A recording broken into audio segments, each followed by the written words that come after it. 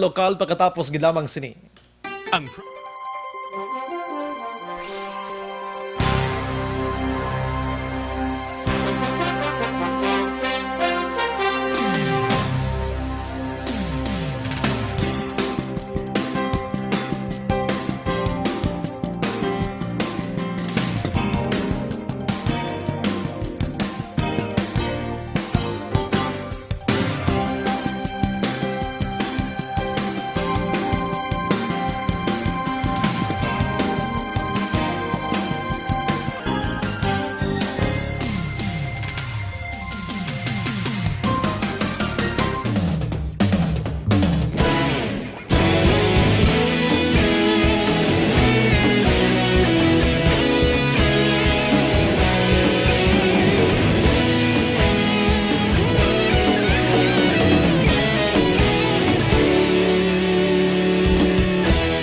Agapasang banwa, mabugaw nga hangin agadapyan na ikaw nang ginapamatian lamon ginasandigan. Tingog sang probinsya, kamatuuran ginapalap na minsay nga may dala paglaom kag kasanag. Tinuig na nagligan, ikaw gihapon ang ako nga istasyon. Sa pagbudlak sang adlaw, sa pagtuhaw sang biton, mga balita nga dala inspirasyon. Aksyon radyo, bakolod man sa gihapon. Padayon aksyon radyo, bakolod saludo sa imo. Padayon aksyon radyo, salamat kisa pagserbisyo. Patas kag balanse, matuod nga mensahe, wala sang ginadampingan. Padayon aksyon radyo.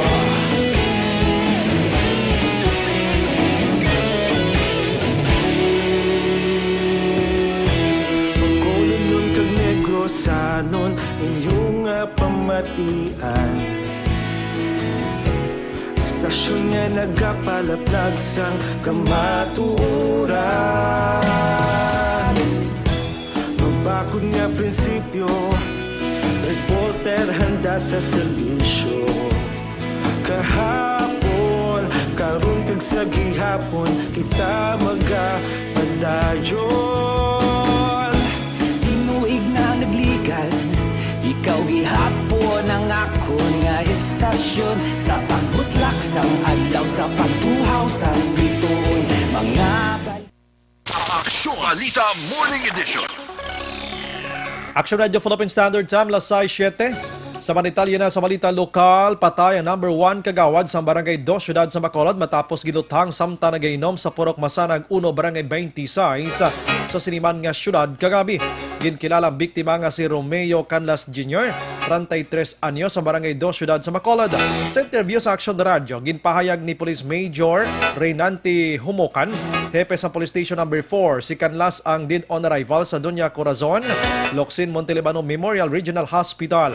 Sunod naman kay Kagawad Rino Dilyarma sa Barangay 26, upod sila ni Canlas kag 7 kaiban pa nga nagainom sa likod sa ilang sinipuluyan sang gulpi lamang nagpalapit ining 3 ka mga armado nga persona kag nagluthang sa makapila ka beses sa biktima. Dugang pa ni Dilyarna nga base sa panugiron sa pila ka mga residente, madamo sang upod nga mga armado ang nagahulat sa unahan sa iya sinipuluyan. Payag pa sang Kagawad, ginpahapa sila sa mga armado antes gintiro si Canlas samtang ginapangita si alias Ferlin sa amuman nga lugar. Wala naman sang nakitaan nga rason si Kagawad Rino Dilyarna sang Barangay 26 Syudad sa Bacolod sa pagduthang kay Kagawad Romeo Canlas Jr. sang Barangay 2 Syudad sa Bacolod kagabi. Sunod kay Dilyarna, iya nakilala si Canlas bangod updanay sila sa paghampang sa basketball. Kadkun kaisa nagaupod man sa bulang. Dugang pa ni Dilyarna, nagpangabay sa iya si Canlas nga mag-arkila sa iya nga balay.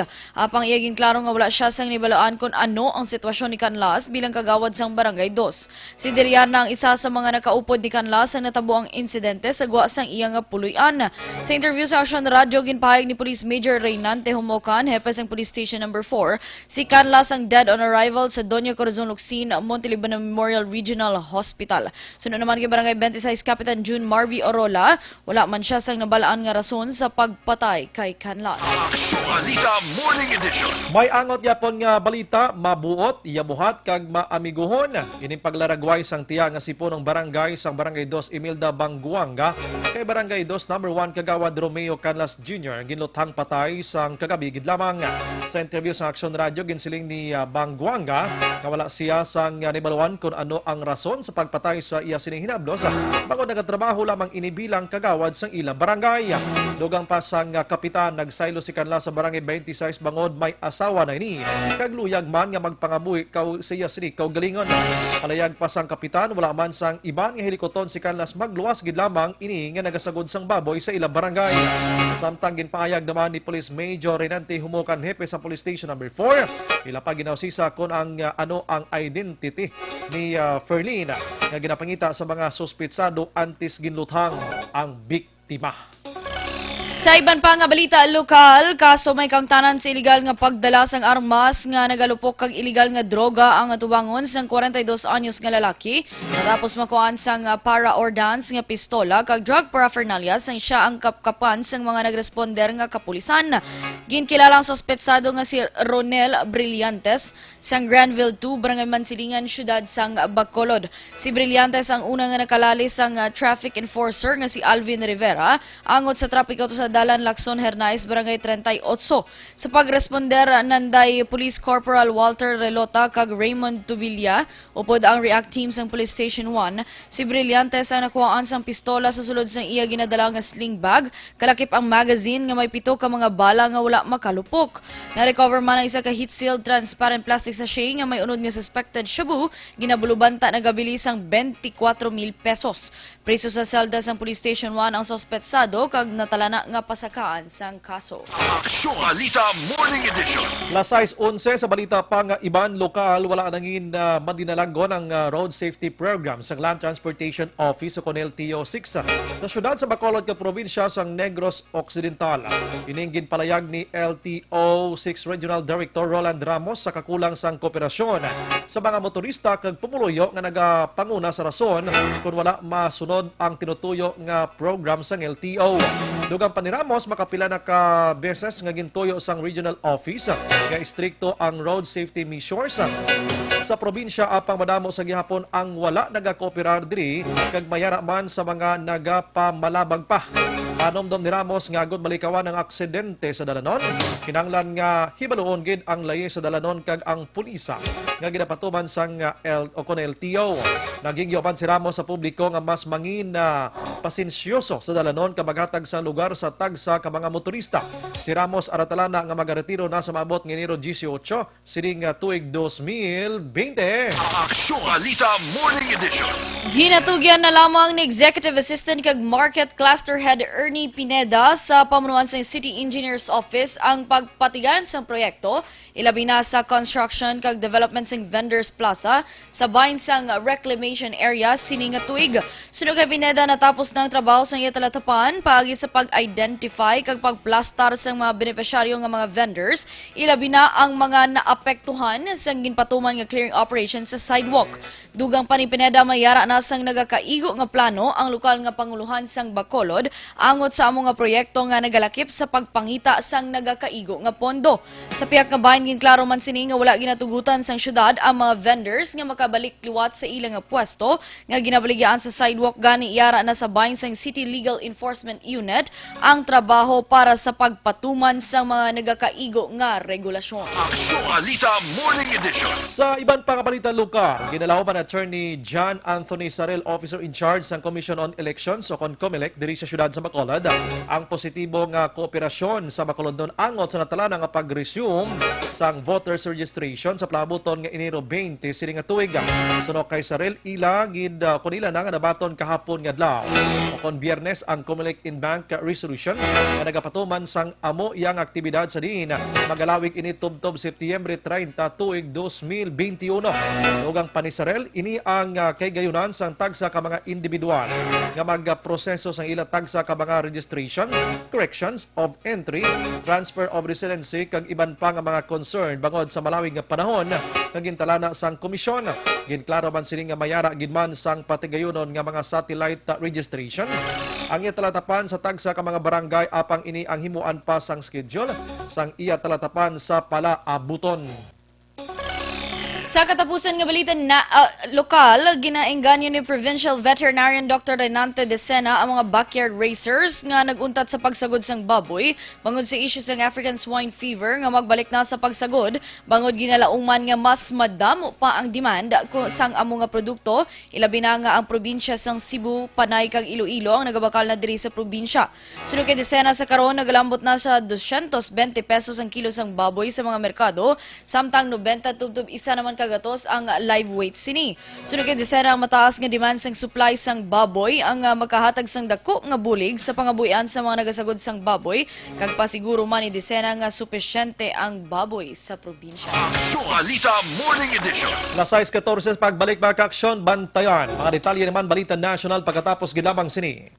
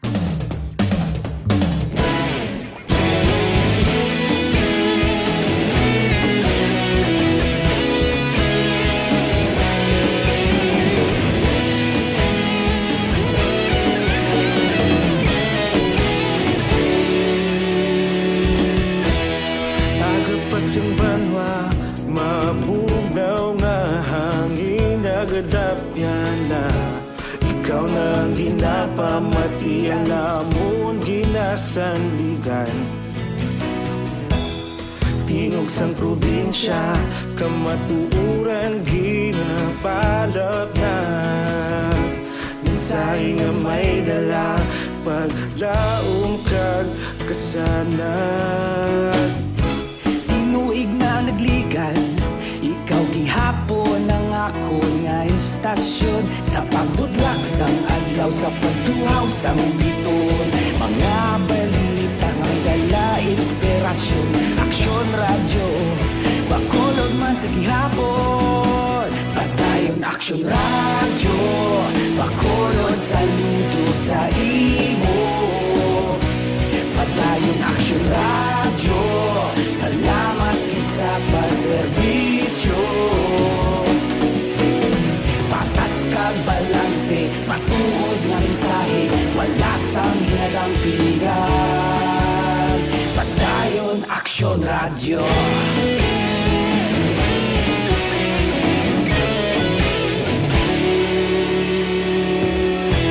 Bacolod nun kag Negrosanon, inyong pamatian. Istasyon nga nagapalaplag sang kamatuuran.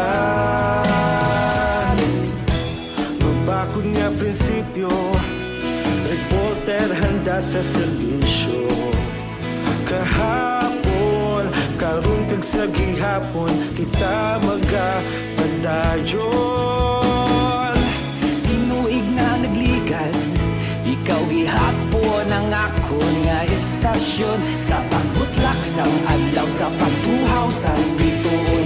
Mga balita na may dala inspirasyon, aksyon radyo, Bacolod man sa gihapon. Padayon Padayon Action Radio, Bacolod saludo sa imo. Padayon Action Radio, salamat kit sa pagserbisyo. Patas kag balanse, matuod nga mensahe, wala sang ginadampikan. Padayon Action Radio. Balita Morning Edition. Action Radio Philippine Standard Time, las 6:18. Mga detalye balita national, nagsulod sa Philippine Area of Responsibility kon PAR ang low pressure area kon LPA. Ginamonitor sang pag-asa, las 5 sang hapon sa video update subong Sabado kon kahapon Sabado. Ginpalayag ni Weather Specialist Ariel Rojas na apektado sang Northeast Monsoon o kon amihan ng Cagayan Valley, Cordillera Administrative Region kay mga probinsya sa Aurora kag Quezon. Kining gina-antisipar nga magapaulan sa Metro Manila kag pila ka mga bahin man sang Luzon. Dugang paniruhas maka-eksperyensya man sang magalumon nga kalangitan nga may arasang panaguob ang Visayas kag Mindanao bangod sa localized nga thunderstorms. Suno pa sa Weather Bureau, ini ang LPA ang wala sang direkta nga epekto sa Pilipinas kag may magamay nga tsansa nga mangin bagyo ini. Wala man sang gale warning nga gin-issue bisan sa dinman nga bahin sang pungsod. Ginpahayag naman ni Senate President Vicente Soto III nga dapat mangin patas sa karon ng Pilipinas na nagakatabo nga tensyon sa tunga sang Estados Unidos kag Iran. Ining sabat ni Soto nga anay Army Reservist sa pamangkot kung sino bala ang dapat apinan sang pungsod. Ginmuno man sang senador ang palayag ni Presidente Rodrigo Duterte nga mag-aapin ini sa Estados Unidos kung may madalahig nga Pinoy sa Middle East. Ginkwestiyon ni Soto kung ano ang matabo pananglit nga may isa ka overseas Filipino worker nga nahalitan sang US. Subong nga Domingo, mag-aabot na sa Pilipinas ang 14 ka mga Pilipino halin sa Doha, Qatar, kabahin sa mandatory repatriation sang gobyerno. Action Balita Morning Edition. Kapin sa 1,000 ka mga overseas Filipino workers o kon OFWs ang natalana nga magpauli sa Pilipinas halin sa Lebanon.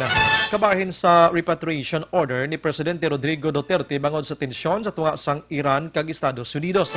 Suno kay Philippine Overseas Employment Administration Administrator Undersecretary Bernard Olalia, wala man malakip ang Lebanon sa mandatory repatriation order sa Department of Labor and Employment apang linibo ka mga OFW sa mga pungsod. Ang nagpangabay nga buligan ang mga ini nga makapauli sa Pilipinas. Si Olalia ang natalana nga magpanulong sa Lebanon subong simana agod pamunuan o kon pangunahan ang repatriation efforts kag pagigsugilanon sa mga Filipino community leaders. Ginpasiguro naman ni Presidente Rodrigo Duterte kay Communist Party of the Philippines founding chairman Jose Maria Sison nga hilway ini nga magabiya sa Pilipinas kung liwat mapaslawan ang duha ka grupo nga magpatigayon sang peace negotiation. Madumduman bukas si Duterte sa ideya sang liwat nga peace talk apang nagpamalabag si Sison bangod hindi iniluyag nga sa Pilipinas ipatigayon ang istoryahanay. Palayag sang presidente iya ginagarantiya ang safety ni Sison kag makabalik lang sa iya ginhalinan kung wala sang maayong nga resulta ang paghinunanon. Patag ni Duterte ang inisyal nga negosasyon ang matabo sa tunga nila ni Sison kag kun mangin madinalagon magatukod sila sang komite. Action Balita Morning Edition. Pag-usisaon sang mga opisyal sa simbahan sang Quiapo ang mga reklamo angot sa traslasyon o kon prosesyon sang itom nga Nazareno sa Manila subong tuig. Suno kay Father Hernando Ding Coronel, Rector sang Quiapo Church. Ini ang ila gamiton bilang isa ka basihan kung paano mapaayo ang patigayonon nga tuigan nga Catholic Festival. Sa statement sang na-post na news sa website sang Catholic Bishops Conference of the Philippines o kon CBCP, ginsiling ni Coronel nga ila pamatiyan ang tanan nga mga reklamo kag himuon bilang learning experience para sa tanan. Ora dirigin mando man o konamando o kung manamo sa mga deboto ang nagreklamo sa tuman ka hugot nga polisiya o kon police security sa prosesyon. Alabi na sa ginatawag iyang andasa nga mga kapin 2,000 ka mga kapulisan ang naka-deploy. Ginlaragway ni Coronel nga prosesyon subong tuig ang tayuyon kag matawhay bangod wala sa deboto nga nagsaka kag nagbalabag sa andasa o kon karwahe nga ginatungtungan sang imahe sang itom nga Nazareno. Sa katapusan nga balita national, nasunog ang pila ka bahin sang ika-7 kag ika-8 nga panalgan sang Legazpi Tower Residential Building sa ginsangan sang Dalan Pio Campo kag Rojas Boulevard Malate kagabi. Sa report sang Manila Fire Department, nag-umpisa ang kalayo alas 5:48 sang hapon sa ika-8 nga panalgan sang building. Matapos ang 20 minutos, ginpasaka sa ika-4 nga alarma ang sunog. Isa naman kalalaking gindala sa ospital matapos maglumpat halin sa nasunog nga building. Sa karon wala pa mahibaloan ang ginhalinan sang kalayo. Aksyon Balita Morning Edition. Sa aton pagpanumbalik mga ka-aksyon, detalye naman balita international kag sports. Pagkatapos gid lamang sini.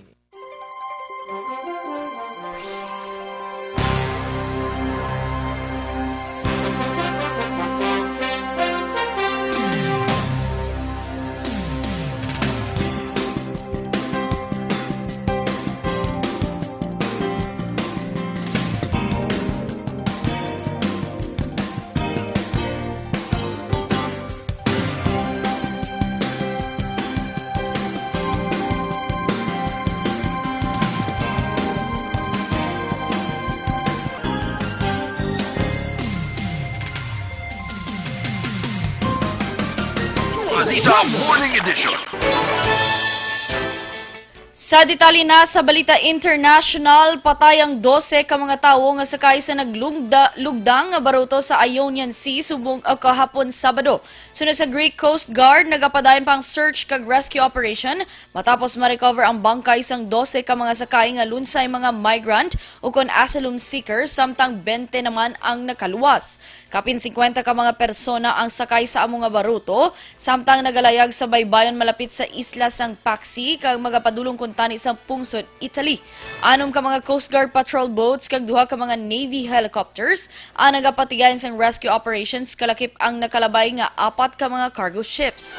Linibo ka mga migrants kag refugees ang nagkalamatay nagligad nga tuig samtang nagatinguha nga makatabok sa Mediterranean Sea sakay sa magamay kag overloaded nga baruto. Aksyon Balita Morning Edition.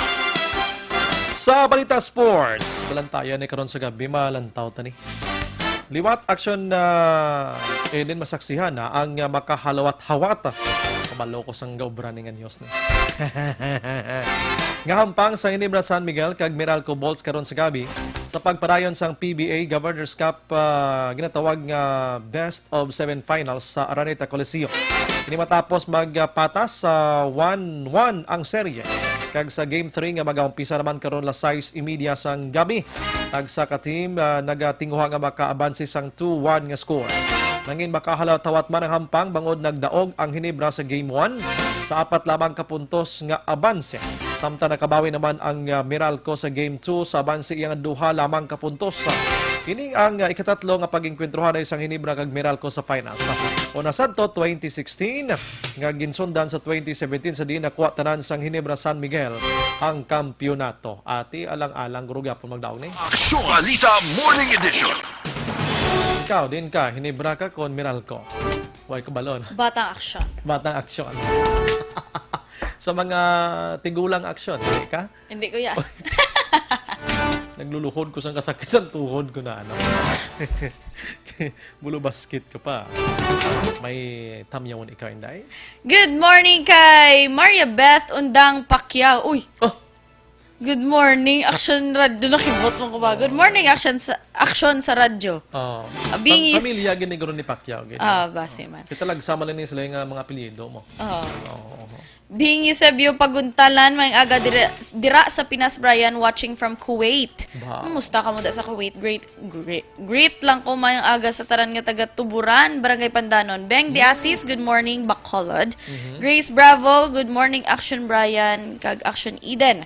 Comestic Studio, La Siesta. May aga dira sa Barangay Kabug, Bacolod City sa Family Aliwate. Greetings from Germany. Good morning man sa kay Tatay Dingdong Enrile. Action Brian, nagapamati dira sa Barangay Wow. Takuling. Si Madam Bing, nabasa mo na ni? The Asis. Yes. Okay, sige, I'm sorry. Sige. May iban ka pa da? Okay na. Okay na. Ang mga idinatics ko da, good morning. Ay, Mga Brianatics, yun wala. away na. Mga mathematics. Ay, liwat ha. Taga Don Salvador, Benedicto Action Eden na. i-remind lang naton sa plano lang hinun-anon sa ila sininga kwan. Mga official dra sa mga motorcycle sa club Action Eden kay iniblang masaming aksidente na bla. Nga nabay ka man din, di ba, Action Eden? Ano? Correct. Ano Kaya gani- do ka, action bread, do ka, kumbaga, alarming naman bala. Nga, tido halos, every week bala, no, do hindi maano nga, wala sang aksidente dito. Yes. Matong balko bala kagabi sa datos nila sang nagligad nga tuig 7 gidyang patay Action Eden ano. Sa aksidente sa motorsiklo kag ang nagkalamatay diri lonsay hindi taga Don Salvador. Mga Pangayaw. pangayaw nga nagkadto dira. So kinahanglan naton guro nga i-correct naton ang aton sini pag padalagan. Hinahinay lang lagaw hindi karera no. Oy may aga lang like Danilo Saho naga-monitor subong sa aton sa Villa Rosa Saho kuno kay Madam Merlinda Villarosa. Si B-Boy Piroy. Good morning Action Radio nagalantaw kami sa Panaad Action Eden. Oo, Sa diin? Panaad Mansilingan. Oo. Kag si Eugene Flores araman naga-monitor sa Isabela naman iya. Yes. Wide ano. Kag nationwide. Nationwide. Worldwide. Worldwide. Ang programa na ablang nga intro ka pa lang tanalawagon mga lugar nga pamati sa imo. Oo. 15 minutos na may kapagabalin. Lawig-lawig. Diba? Kayo lang. Tapos na. Sige. Kagi nyo nabatihan mga balita local, national, international kag sports. Sing adlaw sang Domingo. Ano? Upod sa inyo sinima ka-aksyon. Action Eden Aboso. Hindi naman sa aksyon Brian Morden. Una sa balita, una sa aksyon. Sa Bacolod, Aksyon Radio.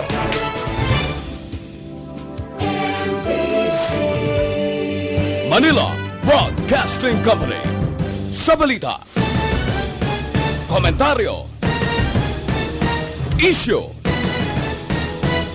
Serbisyo publiko. Sa Bacolod, Aksyon Radio.